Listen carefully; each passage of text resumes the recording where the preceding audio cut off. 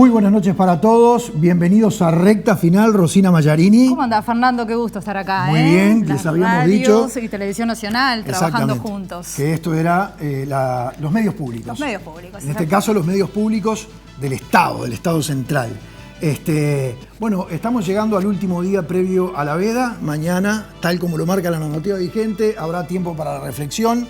Algo que todavía sigue siendo discutido. ¿Qué vamos a tener hoy? Bueno, hoy vamos a estar con el análisis de Gerardo Caetano, analista político, profesor y también investigador, y de Daniel Buqué, también politólogo, que nos van a dar una mano a la hora de analizar toda esta información que estamos recibiendo. Hoy ha sido un día de muchísima información. Hasta ahora estábamos conociendo algunas encuestas, pero también nos va a acompañar Oscar Botinelli, presidente de Factum, en el último tramo, analizando la encuesta justamente. Ahí está. Es un programa de 1 hora y media y quiero decir esto con especial énfasis porque justamente no queremos alterar lo que caracterizó siempre a esta casa, que es la pluralidad. Exacto. Tuvimos que seleccionar tramos de entrevistas que realizó, por un lado, Ana María Mizrahi y Gabriel Romano, aquí en Televisión Nacional, a los distintos candidatos, y aquellos que no vinieron hemos tomado las entrevistas de otros medios de comunicación, como por ejemplo Radio Mundo, entrevistas del programa En Perspectiva. Pero ¿qué pasa? No están todos, porque el tiempo no nos hubiese dado, materialmente sería imposible. Entonces los criterios que utilizamos fueron, por un lado, poner en el aire y compartir con ustedes un resumen de las entrevistas de aquellos candidatos que pertenecen a partidos con representación parlamentaria, con lo cual quedaría fuera Manini Ríos. Pero naturalmente que es un fenómeno político que no lo podemos soslayar, sobre el cual queremos escuchar la opinión de Daniel Buqué y de Gerardo Caetano. Entonces, esos son los resúmenes que vamos a estar compartiendo con ustedes de las distintas entrevistas y luego el análisis correspondiente. Y tenemos un móvil también. Ahora vamos al móvil. Bien, con Rafael Guardia, que está en el cierre de campaña, ¿no?, del sí por la reforma. Exactamente, el cierre de campaña que organizó el senador Jorge Larrañaga, que es en el Ateneo de Montevideo. Te escuchamos, Rafael. Compañeros de Recta Final, muy buenas noches. Aquí estamos en el Ateneo de Montevideo, en el kilómetro cero de la ciudad, donde hace apenas unos días también se realizó una marcha, pero en contra de la reforma. Aquí se está por el sí a la reforma, hablando Jorge Larrañaga, uno de los impulsores principales de esta reforma. Recién, hace unos instantes, hablaba sobre lo que tiene que ver con los allanamientos nocturnos y que en todas partes del mundo se permite el allanamiento nocturno, que incluso esta reforma le da más seguridades al allanamiento nocturno que al diurno, y que de alguna manera los que están allanando los hogares de los uruguayos en la noche son los delincuentes. Vamos a escucharlo sobre otros temas. No hay argumentos.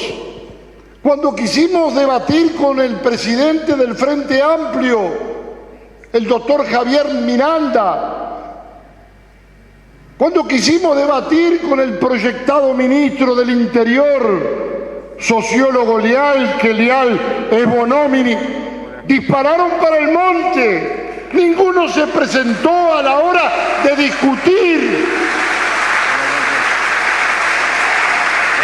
esta reforma.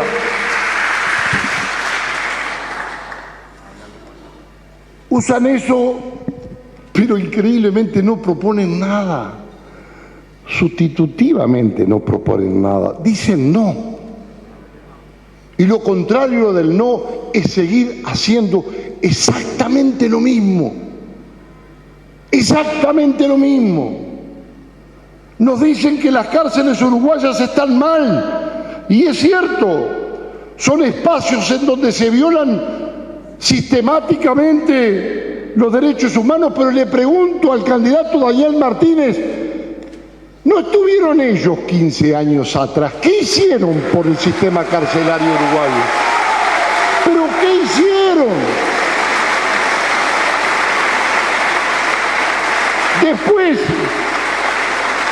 Después, secuestrando la educación. Resulta que han terminado por hacer cualquier cosa para influenciar en los colectivos, en las organizaciones sociales, sindicales, desde el propio gobierno, para intentar imponer una posición. Nos dicen, no, la reforma no es la forma es la educación. ¿Y qué han hecho con la educación? Miren, cortito, el maestro Juan Pedro Mir dice, el 30% de los niños no saben leer ni escribir. Y el país presenta un ausentismo escolar de 20%. De cada 100 sillas hay 20 libres de gurises que no van a la escuela. Entonces, ¿qué han hecho con la educación? Tampoco, nada han hecho. O muy poco, o no lo suficiente, cuando además 1 de cada 4 muchachos culmina secundaria. Nos dicen que criminalizamos la pobreza. No, la delincuencia victimiza a la pobreza. Muy bien, muchísimas gracias. Quedamos así. Lo que presentan más Bueno, ahí quedó Rafael trabajando sí, para después seguir compartiendo con poco procesando tiempo. la información, además. Sí, sí. Tenemos tiempo hasta la hora cero. Rosina, ¿sabes lo que te quiero pedir? Que repasemos las cifras, por lo menos de la intención de voto de la reforma de Vivir Sin Miedo, porque la verdad que en el informativo armé un lío bárbaro y vuelvo a pedirle disculpas porque me quedé muy incómodo. Los datos recientes de facto. Exacto. Bien, la de última. la inclinación política, intención de voto al plebiscito Vivir Sin Miedo, octubre de 2019, 39% dice que va a votar sí, que está seguro, 13% dudoso. Bueno, perfecto. Señores, nos metemos en el análisis, acá arranca recta final.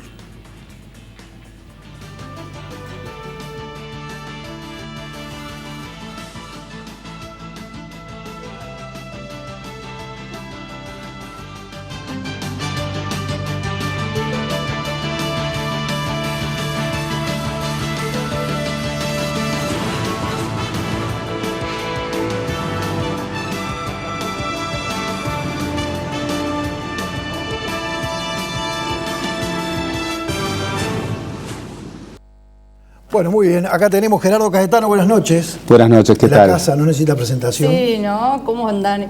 ¿Cómo estás? ¿Qué ¿Todo tal? bien, Daniel? ¿Cómo están ustedes? Gracias por Muy estar bien. con nosotros. Ansiosos de escucharlos a los dos. Bueno. Hay mucha información. ¿Por dónde arrancamos? Esperemos no decepcionarnos. No. Exacto. Les tiro una para arrancar muy cortita, porque tenemos previsto el repaso de las entrevistas y ahora lo estaba hablando con Rosina y con los compañeros. Hoy el presidente Tabaré Vázquez habló sobre la reforma de Vivir Sin Miedo y en realidad dijo, no estoy de acuerdo con algunos de los componentes de la reforma.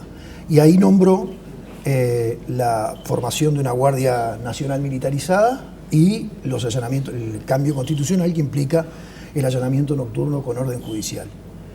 No le preguntaron qué pasaba con las otras dos, pero él hizo silencio. Habrá que pensar que el presidente podría llegar a estar de acuerdo con el cumplimiento total de las sentencias de la justicia penal y con la cadena perpetua revisable de los 30 años. Yo presumo que no. No. Incluso algunas de las medidas en algún momento proyectadas se acercaban más a la idea de revisar el tema de los allanamientos nocturnos. De hecho, el Código de Proceso Penal habilita la posibilidad de allanamiento nocturno en caso de violencia doméstica con orden de juez. Pero eso requiere reforma constitucional. En realidad es el único punto de los 4 planteados en la reforma que requiere, sin lugar a dudas, reforma constitucional. A mí me dio la impresión de que el presidente habló en forma muy genérica. Creo que sí hay una postura muy firme en cuanto al rechazo de la Guardia Nacional. Y no creo que esté a favor de una propuesta como esta idea de una pena perpetua revisable. Daniel, ¿te sorprendió la salida del presidente hoy? Fin de campaña, prácticamente. Bueno, el presidente es alguien que administra sus apariciones con mucho timing. supongo que es algo calculado, que estamos en el cierre de la campaña. El presidente había estado ausente del último periodo desde que anunció su enfermedad. Parecía razonable que apareciera públicamente en cualquier momento. Y supongo que tenía la intención de hacerse presente y bueno, quizá de alguna manera muy por elevación mostrar sus preferencias, aunque eso le está vedado constitucionalmente. Sí, habló de todo, ¿no, Fernando? Sí, exacto. Sí, exacto. Muy brevemente a los dos les pregunto. Muchos dicen, Larrañaga cometió un error estratégico porque ató todo ese paquete. Porque se escucha mucho, suena mucho por ahí que la mayoría de las personas estarían dispuestas a votar esa reforma constitucional, excepto la Guardia militarizada, la Guardia Policial militarizada. ¿Ustedes qué creen? Yo en verdad creo, y ahí hay que tener mucha honestidad intelectual, yo estoy contra la reforma, y esto sí, claro, es bueno ponerlo arriba de la mesa para opinar, pero más allá de esto, creo que la propuesta de la reforma surgió en un momento en el que claramente Larrañaga estaba muy complicado en la interna del Partido Nacional y buscó un instrumento que le permitiera de alguna manera competir. Y logró un éxito político rutilante. Porque juntar 410.000 firmas, más o menos, como las que juntó, era realmente muy impresionante. Cuando, recordemos, en aquel momento el único líder que proponía eso, con la negativa de todos los otros, era él. Incluso de su partido, ¿no? De su partido. Pero claramente no cosechó ese éxito político, porque incluso en las internas obtuvo 80.000 votos. Sí, a ver, hay dos fenómenos. Yo creo que Larrañaga, de una manera inteligente, creó este movimiento y este proyecto con la intención de colocarse en el tope de la agenda cuando su liderazgo político estaba completamente deshilachado. Incluso él había tenido que salir a decir que iba a ser candidato porque ya lo estaban dando por muerto los compañeros de su sector y estaban buscando alternativas. En ese sentido, él se ubicó efectivamente como protagonista de primera línea, digamos, en el debate público a través de este instrumento. Lo de la Guardia Nacional que vos preguntaste en el sentido de tal vez si no lo hubiera puesto, lo hubiera hecho más viable, a mí eso no me queda para nada claro. Lo que sí te digo es que la Guardia Nacional casi que es la perlita de las propuestas de Larrañaga, porque él ya venía hablando, proponiendo una Guardia Nacional. Desde la elección anterior. Claro, yo creo que las otras son las accesorias, como que su asunto programático, que claro, obviamente no tiene mayor sentido jurídico que haya una Guardia Nacional que esté creada por la Constitución. No tiene por qué serlo. De hecho, Larrañaga no lo proponía como una norma constitucional, sino como un cuerpo represivo con esas características. Entonces, bueno, yo creo que no hubiera tenido mucho sentido buscar algunas normas que fueran más viables porque generaran mayor consenso si no tenía un aspecto programático de su propia cosecha que de alguna manera lo legitimara, ¿no? Entonces me parece que esa sería la razón. Bien, Fernando. Perdón, Daniel. Tenemos que comenzar a compartir los tapes, los materiales que prepararon los compañeros, que tú también preparaste. Comenzamos con lo que decía el doctor Lacalle, ¿no? De Luis Lacalle Pou, en una entrevista aquí en esta casa. Acá, con Ana María Mirraji. Con Ana María Mirraji. Ustedes van a ver que empiezan, le vamos a darle un pie, porque como es un resumen, empieza hablando de lo que él considera fue su error de haber dicho que no iba a continuar con la búsqueda de las personas que desaparecieron durante la dictadura por el terrorismo. Sí, eso fue una entrevista en TV Ciudad, recuerdo. Sí. Comenzamos con eso. Hace un tiempo me preguntaron cuál había sido el error político más importante que había cometido antes de la campaña electoral. Yo dije que mi error mayor no fue político, o solamente político, fue un error humano. En una entrevista en TV Ciudad, hace muchos años, yo dije, me dijeron, ¿usted terminaría con la búsqueda de los desaparecidos? Yo dije que sí. Cuando termina ese programa, me di cuenta que en realidad había algo que me molestaba en el corazón, que no había sido justo, y llamé a 3 personas. A 3 personas, hijos, uno de detenido desaparecido, otros de asesinados, y les pedí disculpas porque había hecho algo que no lo sentí. Y por suerte los 3 que me conocen, y uno tiene que desandar los caminos no solo cuando soy rol político, sino cuando uno se siente mal y no tomó la definición y la decisión que debe tener. Entonces, en lo que pueda colaborar el gobierno, va a colaborar en saber la verdad. Dentro de las políticas públicas, cuando uno dice, bueno, voy a ahorrar 900 millones, ¿de dónde es el ahorro? Me animo a decirte que no va a sufrir nadie.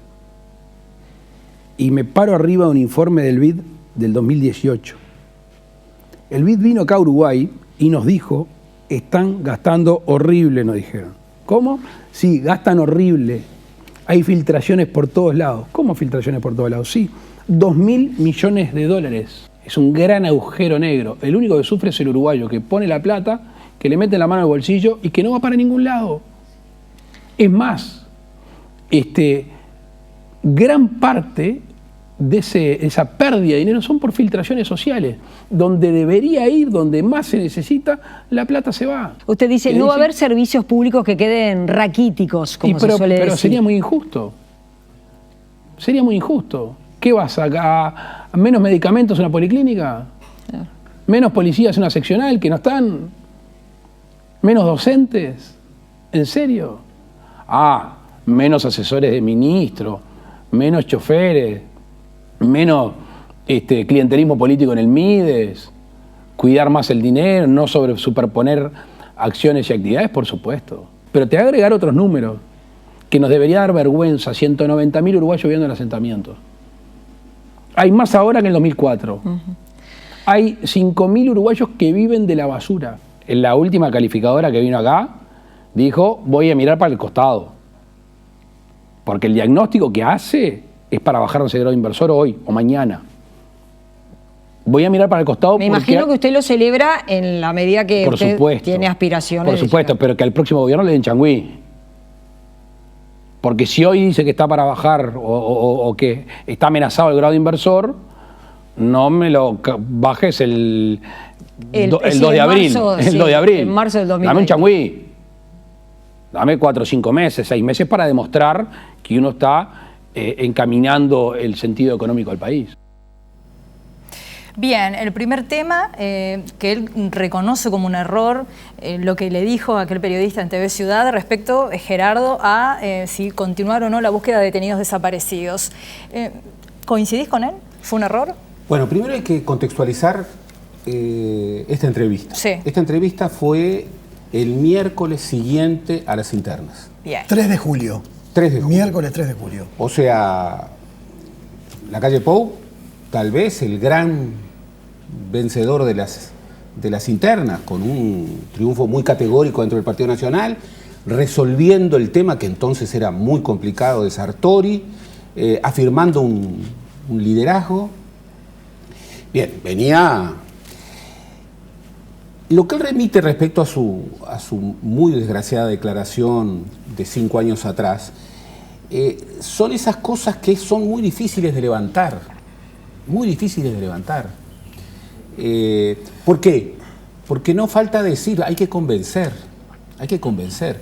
Y acá este es un tema muy complicado, en donde ha faltado voluntad política de manera extraordinaria y en todos los partidos, con distinto grado, con distinto grado. No cabe duda de que el Frente Amplio puso, sobre todo en la primera administración, mucho más carbón. Pero luego ha tenido reclamos por parte de las organizaciones de familiares y detenidos desaparecidos respecto a que, bueno, las iniciativas no han tenido el éxito esperado. Pero otra cosa muy importante, la búsqueda de los detenidos desaparecidos, sin una política pública que lleve adelante, por ejemplo, la clasificación de los documentos, una postura muy firme ante las Fuerzas Armadas, se vuelve muy complicada. No es solamente derivar a la justicia y apoyar a la justicia en lo que la justicia reclame. No, es desarrollar una política pública que, de alguna manera, respalde todo un proceso que termina en la justicia, no empieza en la justicia. Déjame decir que primero hay una cuestión con el tema de la búsqueda de restos de desaparecidos, que es que ha recobrado un nivel de legitimidad general extraordinario. Y qué oportuno que estuvo Luis, porque poco tiempo después aparecieron los restos de Eduardo Bleya. Exacto. Que claro, cada vez que ocurre, y esto en Uruguay no ocurre con tanta frecuencia, bueno, genera un impacto de opinión pública. Y atravesó la un campaña. Impacto que además genera, claro, en general, una visión positiva, solidaria hacia esa situación.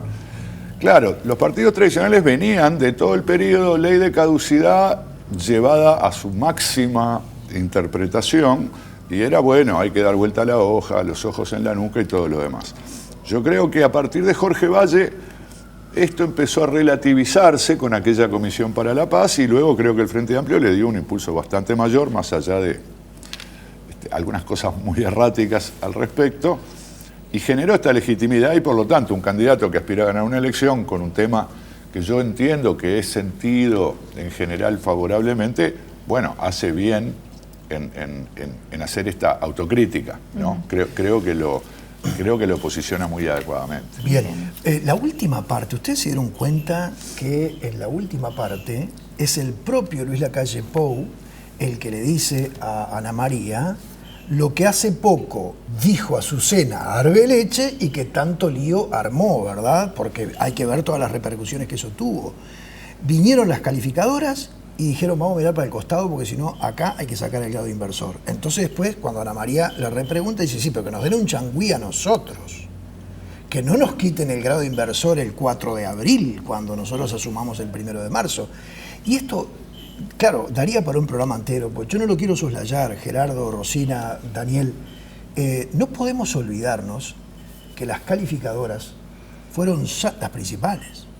Fueron sancionadas durísimamente por el Departamento de Justicia de los Estados Unidos porque en el año 2008, a cambio de plata, calificaron a las hipotecas subprime o las hipotecas basura, aquellas que en definitiva después explotaron como una burbuja y terminaron provocando la crisis, les habían dado una buena nota para que los bancos las pudieran comercializar.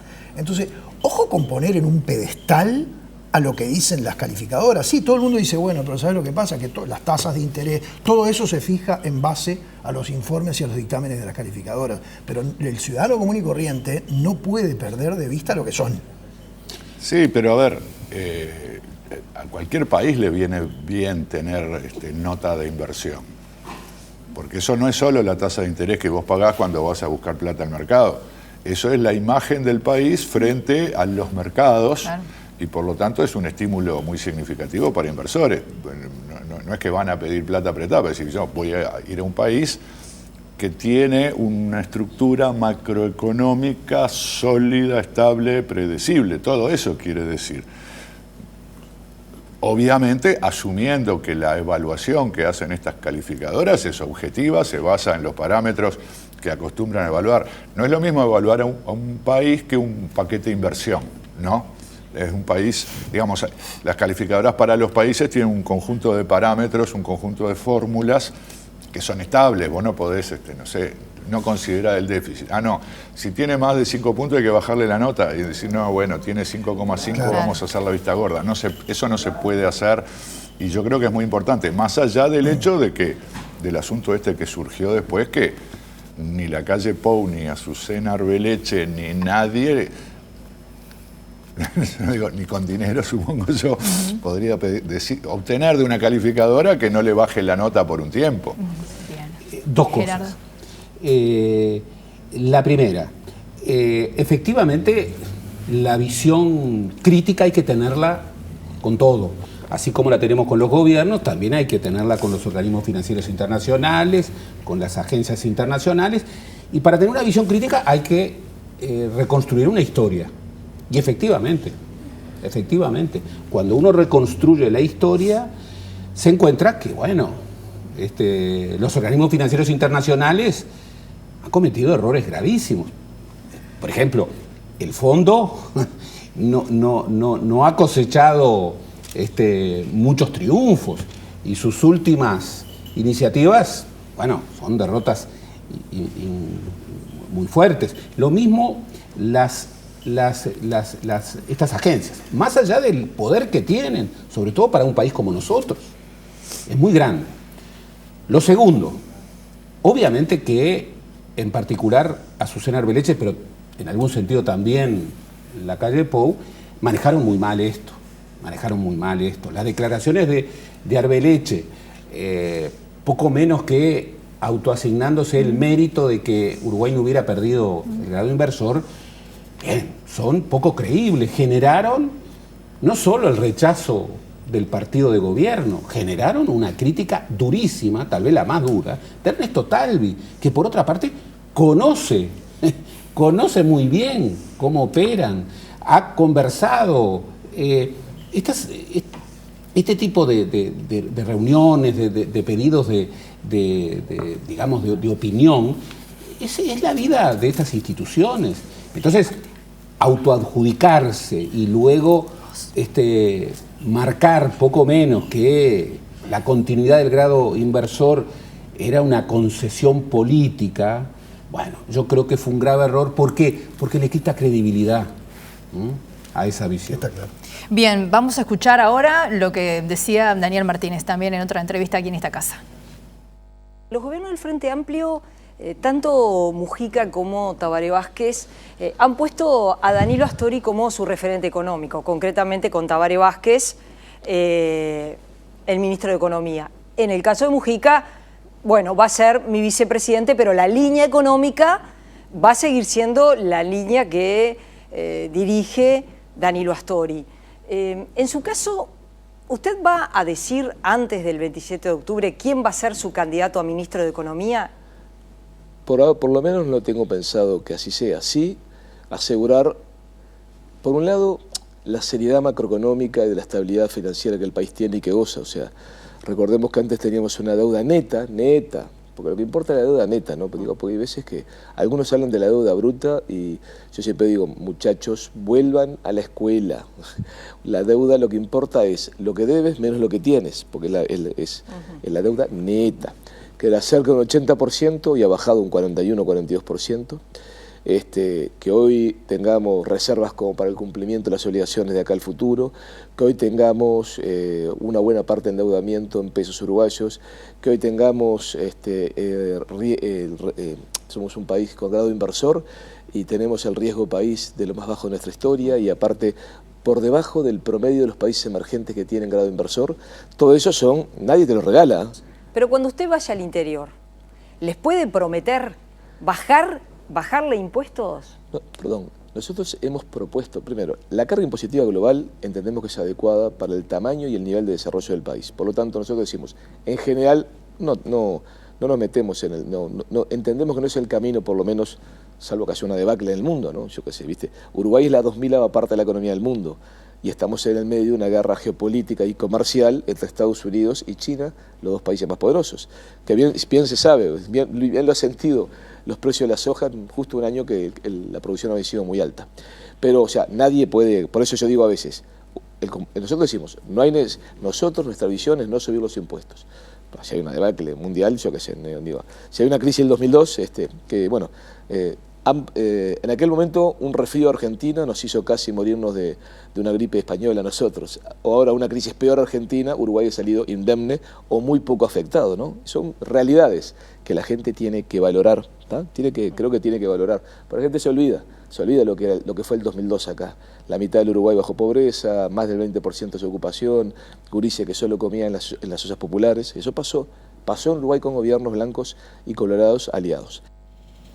Bueno, Daniel y ahora después Gerardo, te pido una opinión sobre esto, pero yo no puedo con mi condición, le pongo un poco de pimienta. Dale. Porque si uno analiza los discursos, las entrevistas, por ejemplo esta, incluso las piezas publicitarias, lo que más defiende el Frente Amplio fueron logros del primer gobierno. Los consejos de salarios, el trabajador rural, la empleada doméstica, alguno del segundo gobierno, la ley de matrimonio igualitario. Observen con atención. Y ahí Martínez ponía como punto de referencia, como punto de partida 2002, 2003, 2004, la crisis, ¿verdad? Y muchos analizamos eso, es decir, ¿y qué pasa con...? ¿No tienen nada para defender de esta última etapa? Lo que pasa es que, a ver, yo creo que no son logros estrictamente solo del primer gobierno. No mencionaste el Sistema Nacional Integrado de Salud, que es una de las cuestiones que... Es del primer gobierno. No, está bien. O sea, arranca en el primer gobierno. Claro, pero son políticas que arrancan y todas estas políticas tienen continuidad, desarrollo, modificaciones normativas. Por ejemplo, la política laboral. Ok, el primer gobierno decide convocar los consejos de salario, pero después se incorporan diversas regulaciones y después se votan leyes laborales que protegen derechos de los trabajadores. Por ejemplo, la ley que le atribuye la responsabilidad sobre los accidentes a los... La responsabilidad empresarial. Por eso, es posterior. Es decir, hay una línea de política laboral favorable a los trabajadores, como es por su naturaleza en el caso del Frente Amplio, que ha continuado, ¿no? Recordemos que esa ley no la quería Astori siendo vicepresidente de la República. Hay que decir las cosas como son. Esa ley es del Zunca. Está bien. Y acusaron al Zunca, que el Zunca se llevó puesto al Parlamento. Está bien. Astori es una visión dentro del Frente Amplio, tal vez la más, no quiero decir conservadora, prudente, cautelosa, pero obviamente creo que está en un extremo y las políticas tampoco querían el sistema integrado de salud. No es que no lo querían, me refiero al equipo económico acá en general.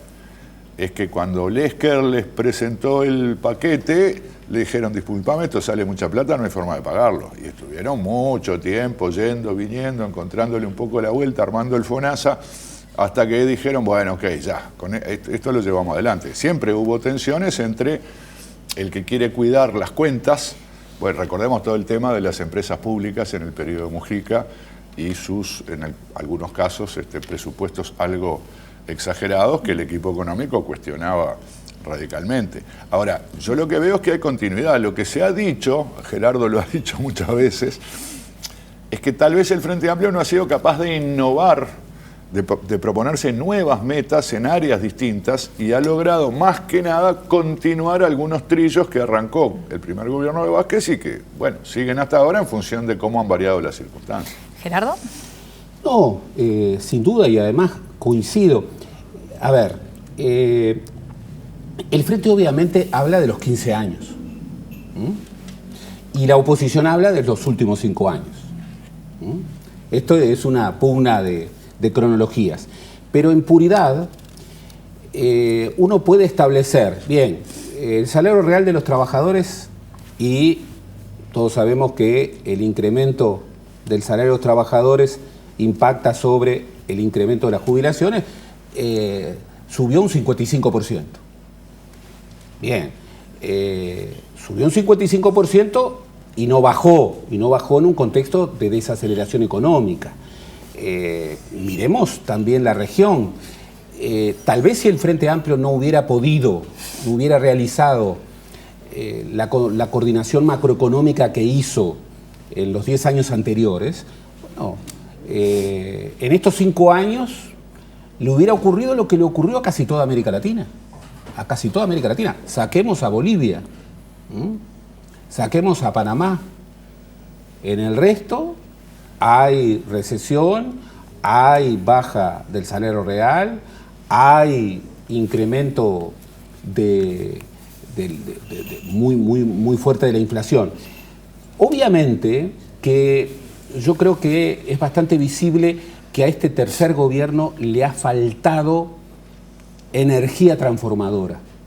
Incluso el primer eslogan de campaña, que luego fue cambiado, era un nuevo impulso.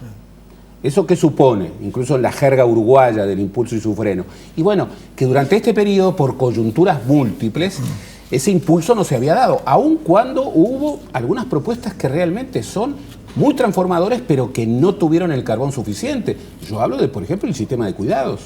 Hoy, para construir una sociedad más igualitaria en el Uruguay, uno de los primeros temas son los cuidados, sobre todo en una población tan envejecida, sobre todo en una población en donde la primera edad es decisiva, porque los niños sobre todo están en los sectores más populares. Entonces, el sistema de cuidados es una clave absolutamente fundamental, yo te diría, tan relevante como el incremento del salario del salario real. Y respecto al tema de los impuestos, yo recuerdo, el Partido Nacional siempre habló de bajar los impuestos. Incluso en el programa del Partido Nacional en 1926, lo recuerdo bien claramente, el artículo 6º era no más impuestos. No más impuestos. Bien, lo que ocurre es que, primero, una propuesta transformadora, obviamente, en el periodo preelectoral, se va a cuidar de decir, sí, vamos a subir los impuestos. Porque aquí podemos encontrar muchos uruguayos que están dispuestos a dar la vida por la transformación del Uruguay. Ahora, manifestaciones a favor de los impuestos, no vamos a encontrar. No vamos a encontrar. Y en un periodo preelectoral la evaluación de la presión fiscal siempre es exagerada, siempre es exagerada. Ahora, si tú tienes en el gobierno una coyuntura desfavorable que te genera, bueno, una situación muy deficitaria, bueno, el más liberal de los liberales tiene que tomar comportamientos que obviamente no eran los que quería.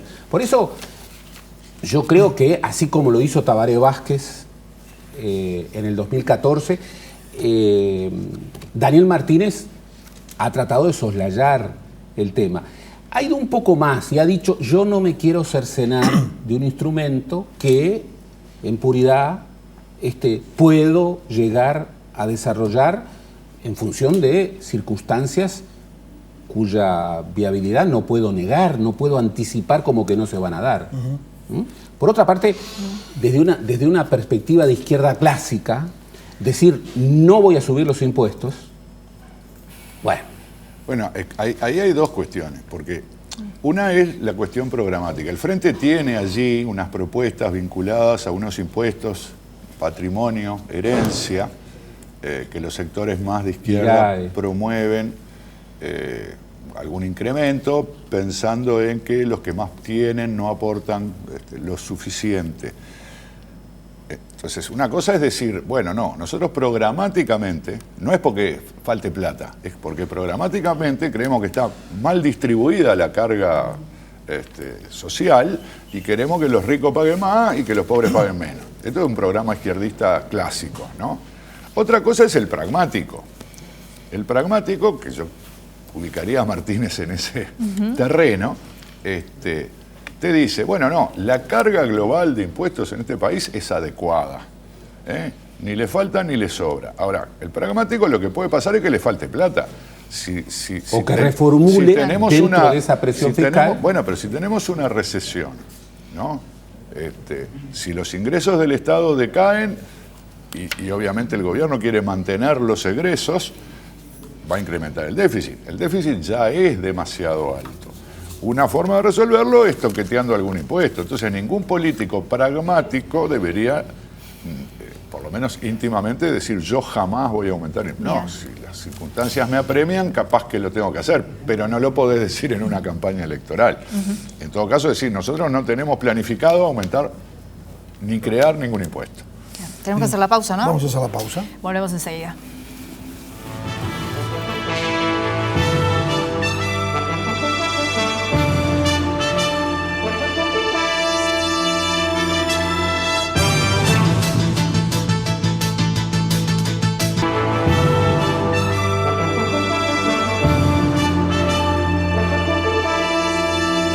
Seguimos adelante en recta final. ¿Con qué venimos ahora? Vamos a ver parte de una entrevista a Pablo Mieres, el líder del Partido Independiente. Entrevista también realizada por Ana María Mizrahi. Les pido que presten atención, a ustedes también, naturalmente, pues yo creo que él se mete en un brete. Es decir, él pone condiciones.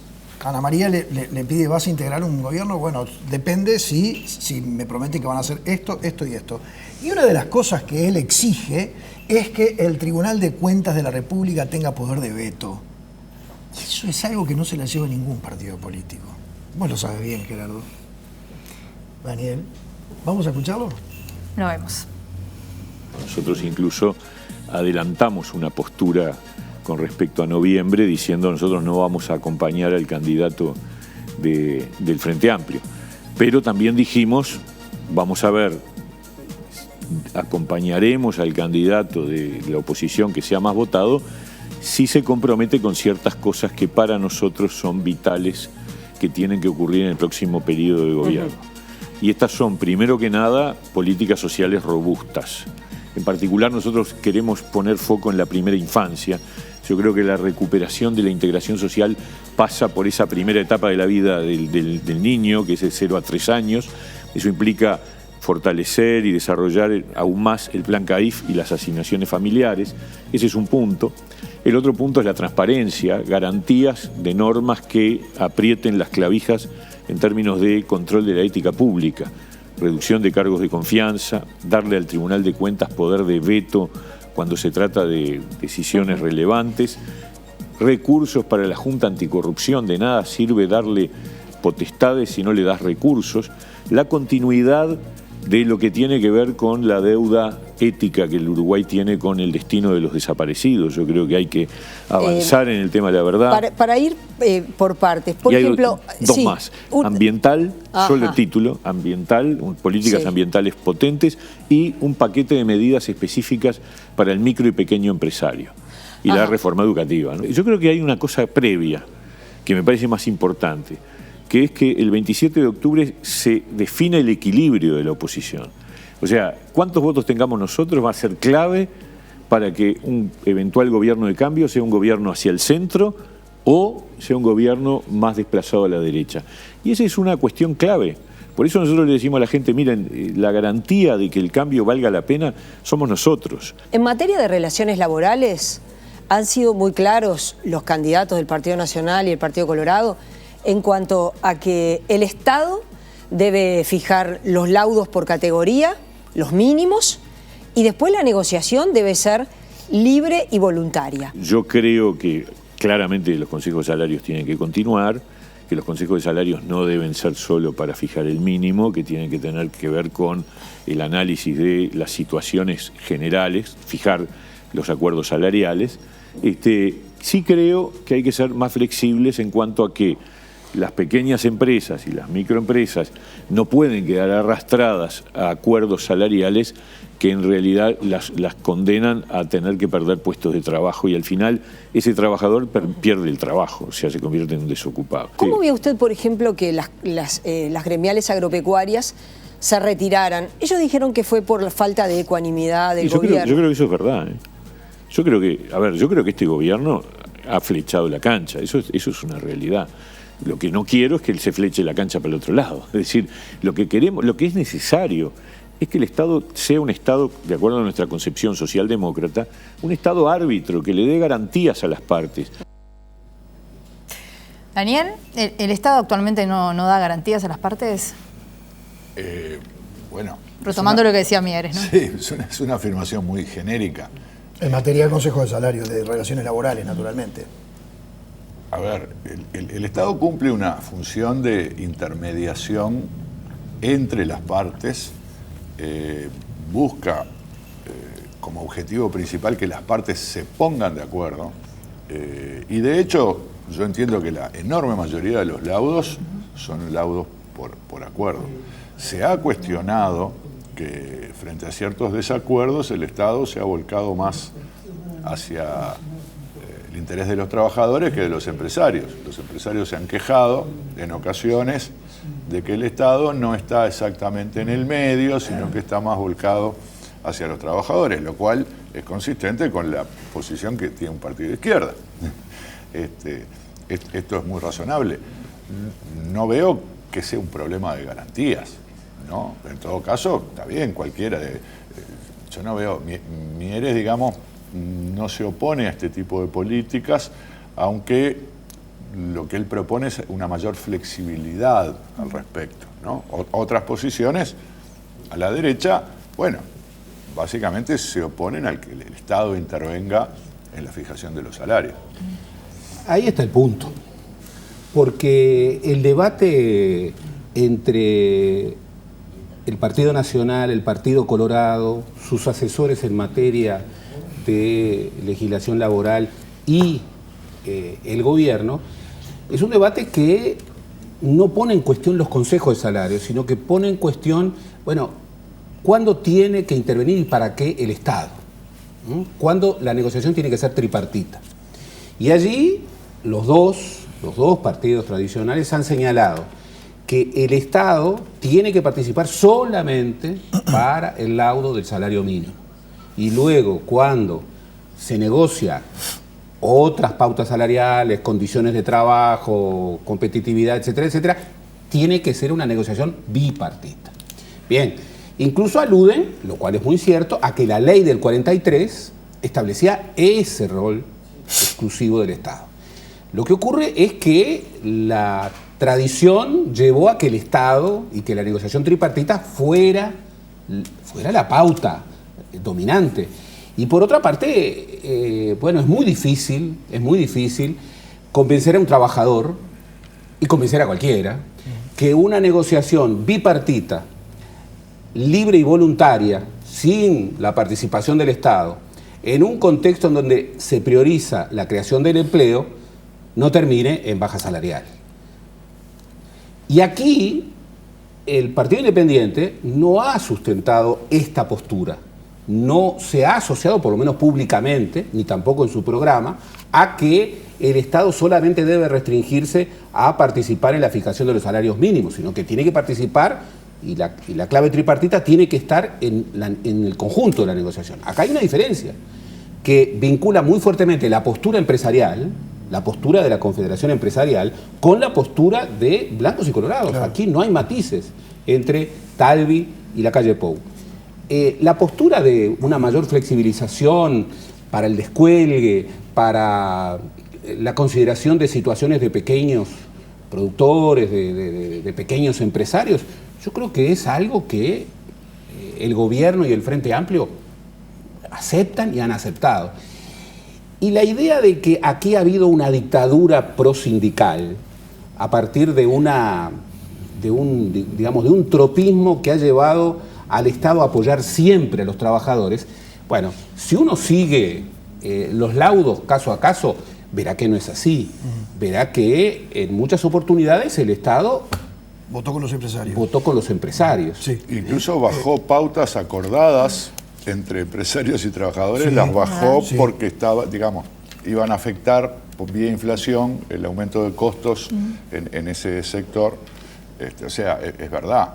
Y este es un tema muy sensible, porque nosotros tuvimos desde el 91 hasta el 2005 una no aplicación o una aplicación minimalista de los consejos de salarios, que además devino, nadie lo podía prever, pero que devino en una baja salarial que luego, con el periodo de recesión iniciado en el 99 y con la profundización de la crisis en el 2002, terminó con una situación muy gravosa para los trabajadores. Ustedes se imaginen que la crisis del 2002, los trabajadores, particularmente los trabajadores privados, la tuvieron que enfrentar sin consejo de salario. Está claro, está claro.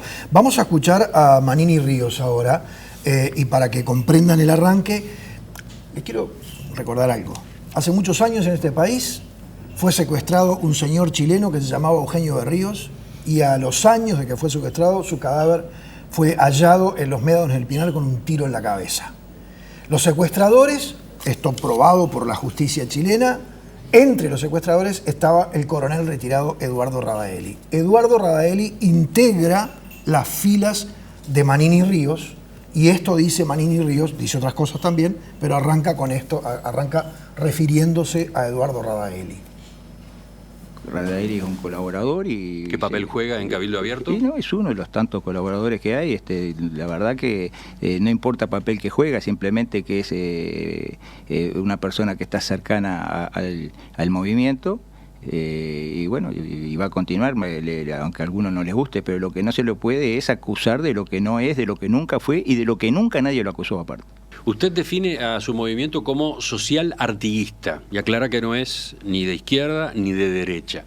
¿Qué es eso del social artiguismo? El artiguismo es un movimiento que hace 2 siglos liderado por nuestro principal caudillo, era de neto corte social, es decir, social en el sentido de proteger a los más frágiles de la sociedad. En esos grandes sectores de nuestra sociedad que están dejados al costado del camino, que por políticas que muchas veces quienes las llevan adelante se dicen socialistas o que buscan lo social, pero que son políticas que los eternizan en la situación de dependencia y de marginalidad. Nosotros creemos que una auténtica política social artiguista es una política que los ayude a salir de esa situación. En su discurso hay un fuerte componente nacionalista. ¿De dónde viene? Ese tipo de celo por defender lo que siente la gente del lugar, eso es lo que hoy se puede, hacer cierta similitud con el nacionalismo, es decir, la intención de que las cosas, los problemas de los uruguayos los arreglemos entre los uruguayos y no que nos vengan con recetas de afuera a decirnos lo que tenemos que hacer, que nos vengan con libretos, a veces con ciertas cargas ideológicas que nos hacen hacer esto o lo otro. Muchas veces hay muchos dogmatismos, y sobre todo en todos los aspectos, pero sobre todo en materia económica, que hacen que el Estado uruguayo cumpla a rajatablas con determinadas recetas, cuando a veces esas no son las mejores soluciones para sus problemas. Nosotros pensamos que los grandes números tienen que ser controlados, el déficit fiscal, se debe gastar lo que entra y no más de eso, se tiene que hacer, tiene que ser muy prolijo el manejo económico, pero también pensamos que el Estado uruguayo no puede mirar para el costado, no puede lavarse las manos en aras de que la mano invisible del mercado es la que va a arreglar las cosas. Entonces nosotros decimos que el Estado ni tiene que ser el emprendedor que lleve a las pérdidas millonarias a las que nos ha llevado muchas veces emprendimientos alocados, pero tampoco tiene que ser un Estado que se lave las manos en las cosas. Por eso nosotros decimos que la ortodoxia o a veces los lineamientos que vienen desde Adam Smith para adelante, del Estado mínimo, de no meterse, etcétera, etcétera, no es la receta para un país como el Uruguay. Bueno, ahí lo teníamos. ¿Por dónde empezamos? En entrevista en Radio Mundo, ¿no? Sí, con Emiliano Cotelo, exactamente. En el programa En Perspectiva. ¿Daniel? Bueno, ahí dio una serie de aspectos intentando describir las posiciones del partido Cabildo Abierto, que efectivamente tiene algunos rasgos. Es un partido de derecha conservadora, ¿no? Notoriamente. Podría asemejarse a algunas versiones del socialcristianismo europeo, pero con esta impronta de corte más autoritario, nacionalista además. Digamos que el socialcristianismo europeo es bastante más europeísta. Y bueno, en fin, yo creo que él intenta, yo creo que la doctrina militar uruguaya siempre tuvo este tipo de componentes, ¿no? El nacionalismo, la orientalidad, imagínate, faltó que dijera ideologías foráneas, pero en un momento mostraba su preocupación porque no nos vengan a decir lo que tenemos que hacer. A lo que tenés, bueno, cierta vocación social, digamos, ¿no? Es como que reniega del liberalismo económico. Por eso yo digo que es una derecha conservadora en muchos sentidos, porque no es neoliberalismo, no es liberal conservador, claro, ¿no?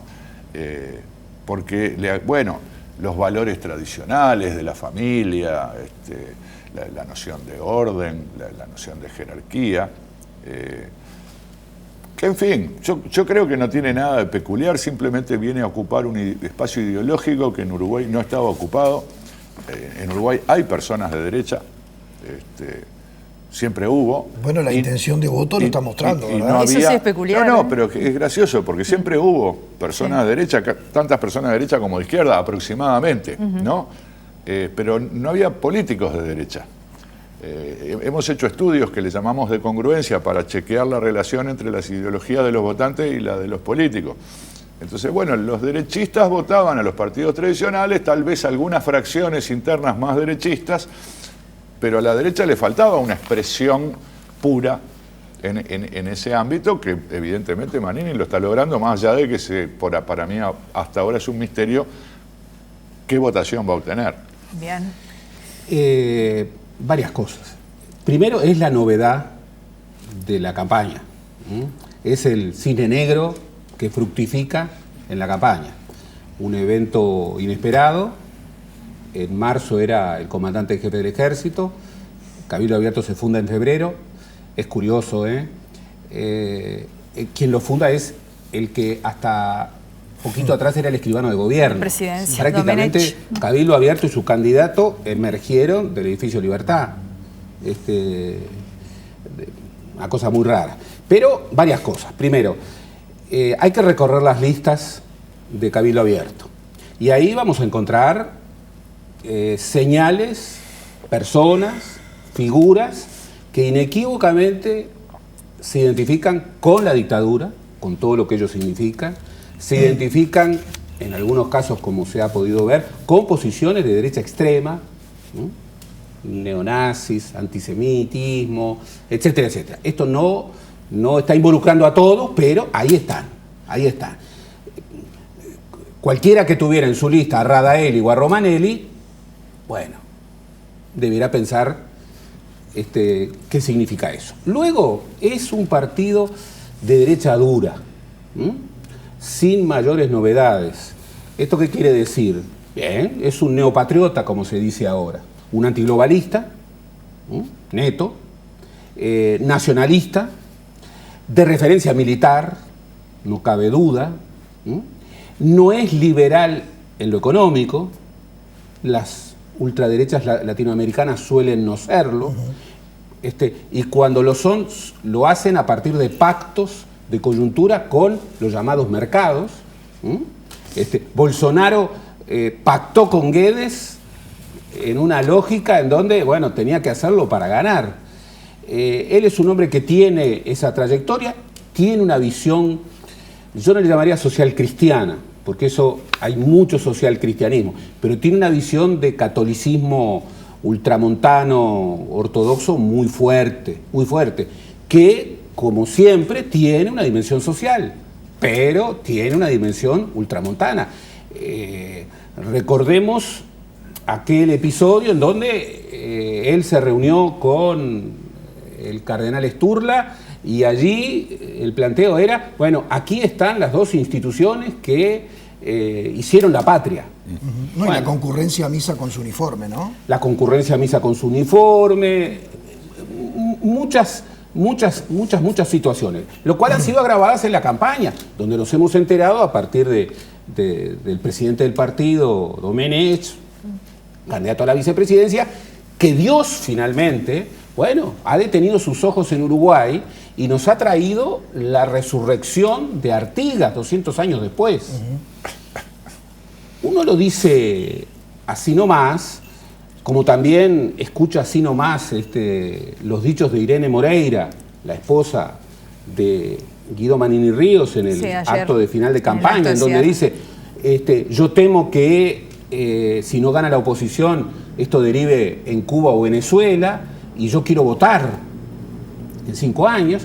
Y uno recorre, bueno, primero, Manini Ríos eligió su vocación en el año 72, hermano del fundador de la Juventud Uruguaya de Pie. El Arrocero.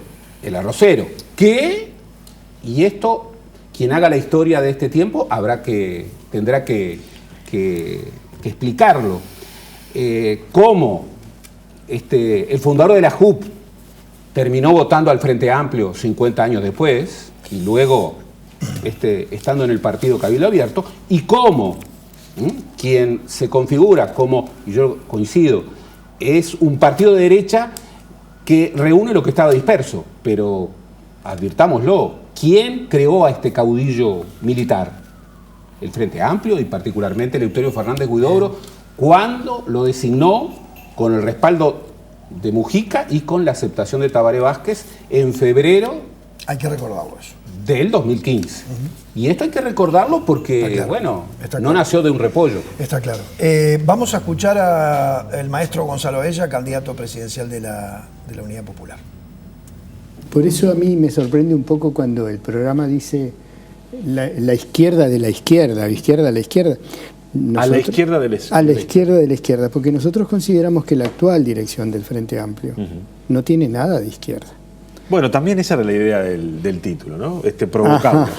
Porque fíjate que la extranjerización de la tierra, la primarización de la economía, desde el punto de vista económico-financiero, el gobierno del Frente Amplio es un símil de lo que fueron blancos y colorados, en algunos casos aumentados, en otros disminuidos, pero el proyecto de servir al Fondo Monetario, al Banco Mundial, es exactamente el mismo, a tal punto que el doctor Sanguinetti ha dicho que él hubiera tenido perfectamente a Astori como ministro de Economía. Y lo repite Talvi, o sea que en lo económico financiero es el mismo modelo. El desprestigio hasta de la palabra izquierda por parte de la fuerza del gobierno genera un descreimiento en la política en general. Sumale la inseguridad, sumale el desempleo y sumale un concepto falaz que usa el general Manini Ríos, la familia militar. Como si fueran lo mismo la alta oficialidad privilegiada y el soldado de tropa que está pasando mal y que vive en condiciones precarias. Pero hay una cosa que a veces nosotros pensamos. Hace 30 años, las muchachas que tienen formación terciaria e hijos de ingresos medios posponen su primer embarazo a los 35 años. Primero van a Machu Picchu, después se van a Tailandia, ¿no?, de mochilera, y después piensan con su pareja si van a tener un hijo.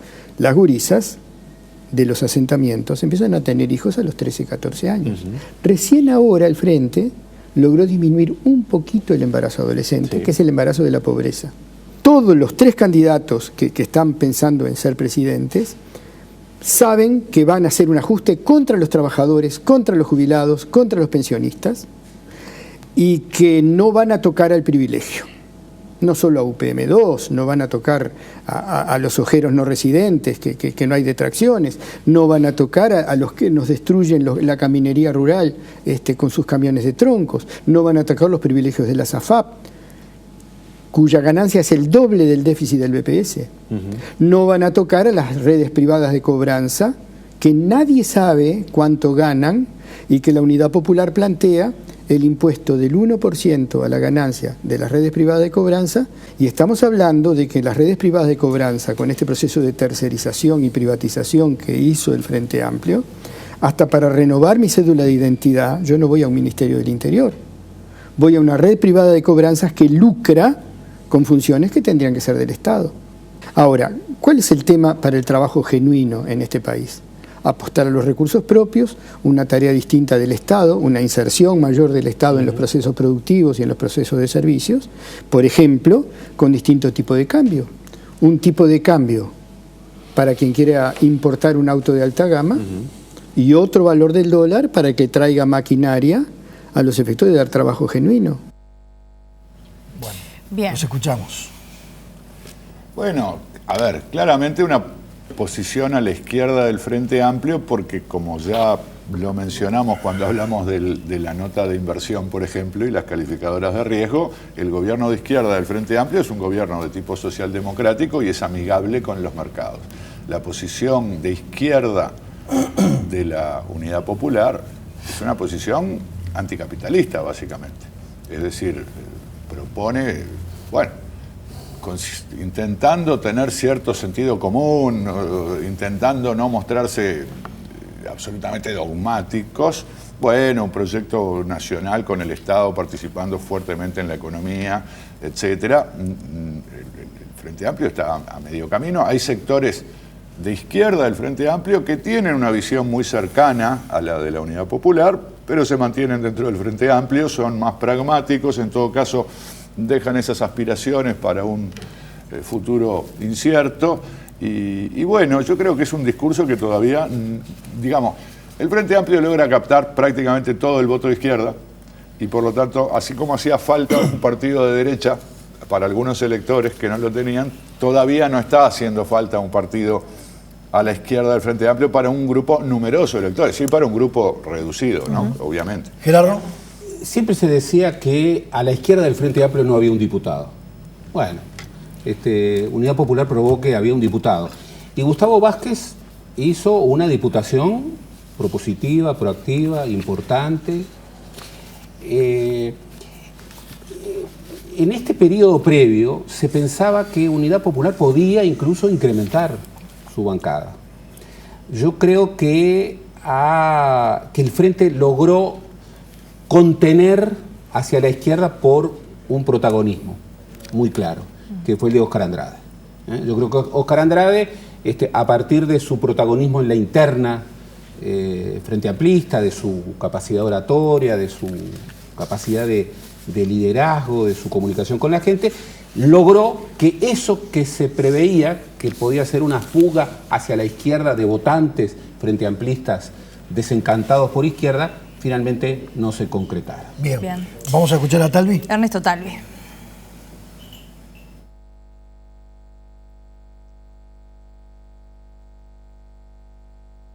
El Estado, tal y como está hoy concebido, después de 15 años de gobierno frentista, tenemos que redimensionarlo. Lo vamos a hacer de manera gradual y humana. Nadie va a perder su trabajo, no se van a afectar derechos adquiridos, pero el Estado que hoy tenemos gasta mucho, implica impuestos altísimos, implica tarifas de servicios públicos carísimas, implica un endeudamiento que ya no podemos sostener y que es el responsable de un dólar poco competitivo que está asfixiando al sector privado. Necesitamos no reponer las vacantes que se generen por jubilación y fallecimiento, eso no afecta a los derechos adquiridos de nadie, de manera de poder reducir la plantilla de funcionarios públicos, porque lamentablemente el país no solo no la puede financiar, sino que no la necesita. Me llamó la atención ayer en la entrevista con el diario El País, fue terminante, dijo que no se siente representado por la calle Pou en ningún sentido y bajo ningún concepto. Somos muy distintos en nuestros estilos de liderazgo, nuestro proyecto es distinto, nuestro proyecto es un mapa de futuro. Vuelvo a la pregunta a propósito de riesgos. ¿No es muy riesgosa esa diferenciación extrema?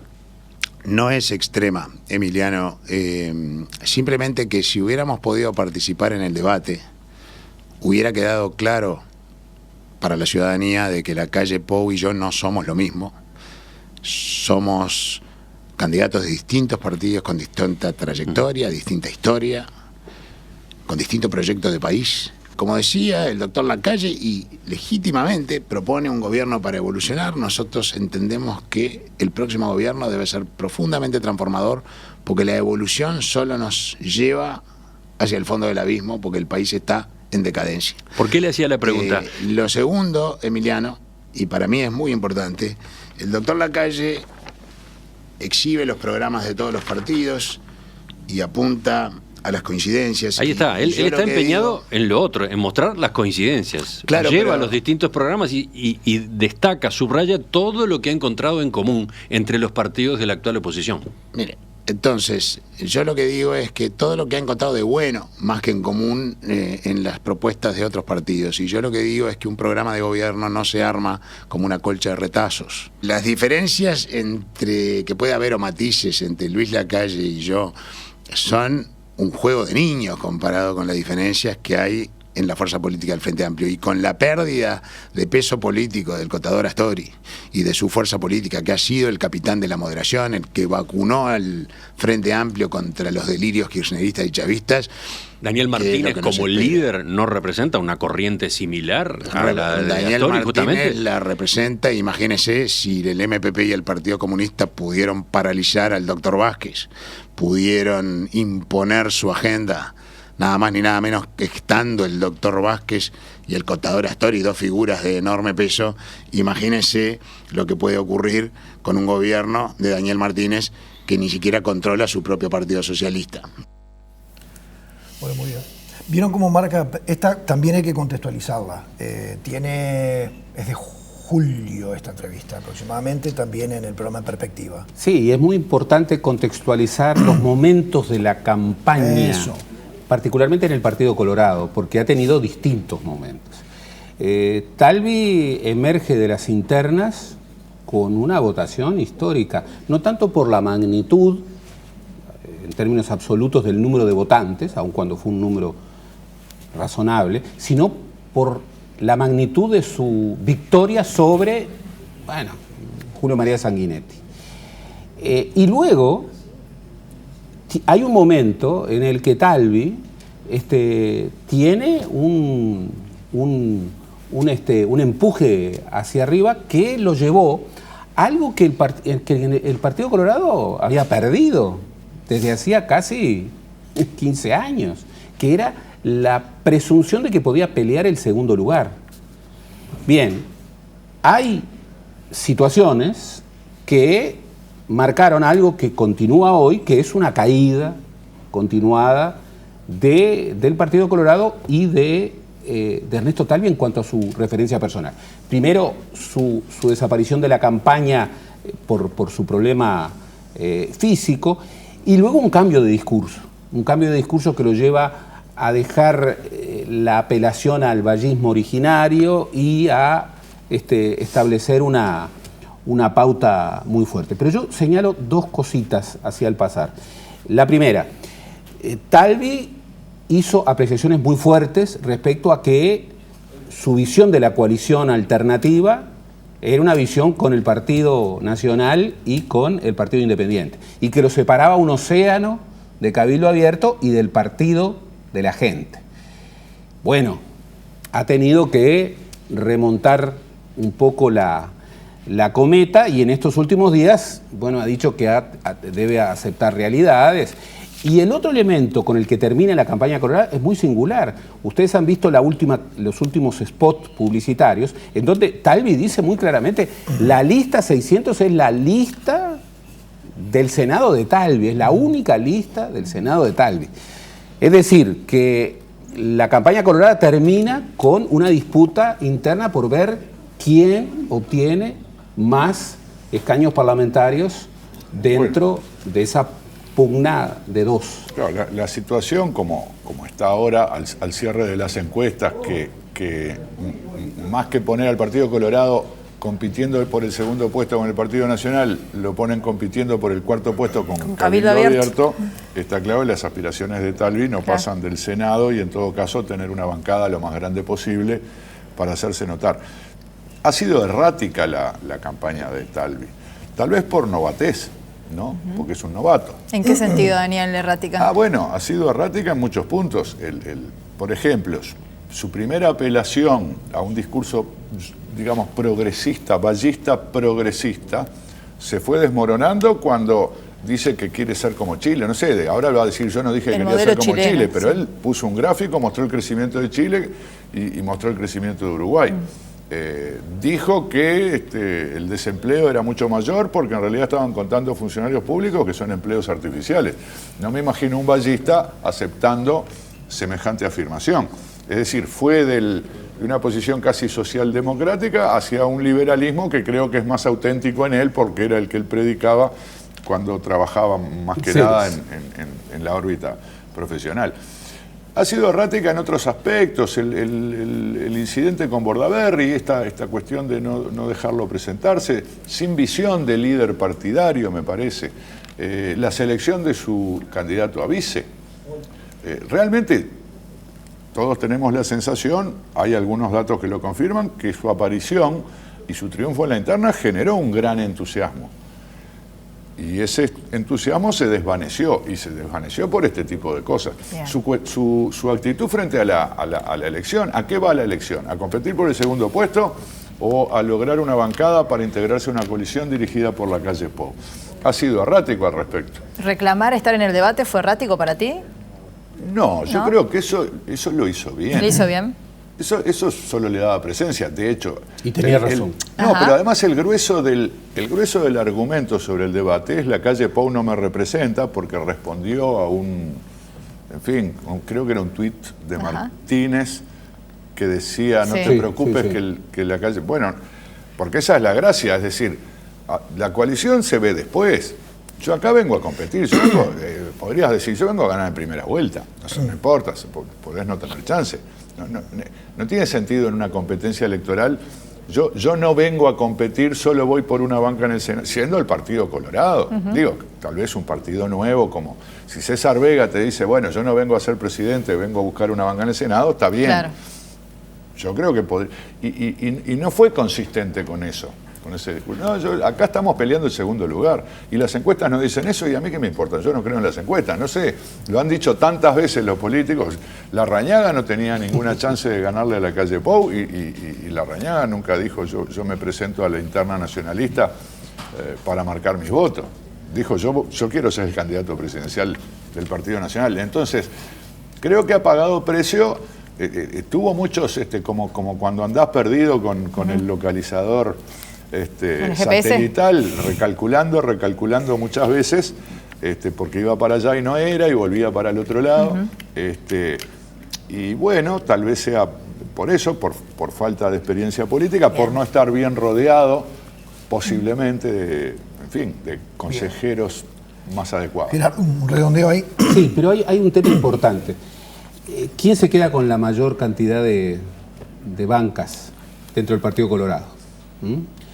Y aquí, obviamente, que Sanguinetti hizo una apuesta muy fuerte. Después de elaborar una derrota que le debe haber sido muy difícil, se articuló con la 15, configuró un espacio de alternativa, y en los últimos tiempos incluso ha tomado iniciativas que son difíciles de comprender si no es en una lógica de pleito interno. Apoyar la reforma, por ejemplo. Apoyar la reforma, por ejemplo.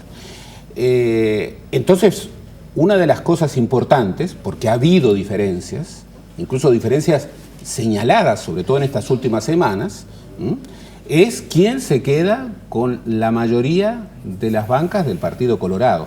Porque también en algo que lo discutieron mucho, Talvi ya le transfirió lo que Sanguinetti quería más, que era la Secretaría General del partido. Está claro. ¿Quién va a conversar con la calle Pou? Ese es el tema, ¿no? ¿Cuál será el interlocutor? Les agradezco a los dos por haber estado. Muchas gracias, un gusto. Nos vemos contigo el domingo y contigo. En cualquier momento. Cuando quieran. Muy bien. Hacemos una pausa. Hacemos la pausa y volvemos para despedirnos.